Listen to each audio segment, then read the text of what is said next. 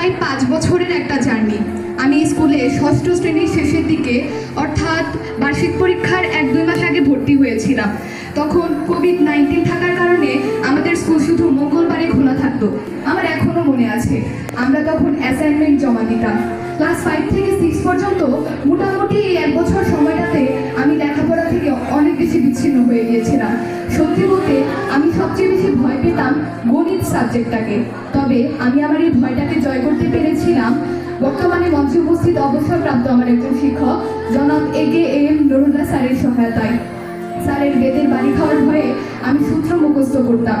গণিতে স্যার যে অঙ্কই দিক না কেন আমি যেন সব অঙ্কই পারি, তেমন একটা প্রচেষ্টা আমার সবসময় ছিল।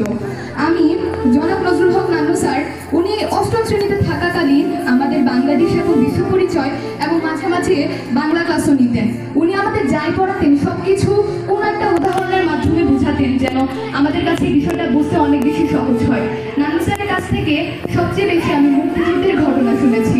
স্যার যখন আমাদেরকে যুদ্ধের ঘটনা বলতেন তখন আমার কাছে মনে হতো আমিও হয়তো বা বাস্তবে মুক্তিযুদ্ধে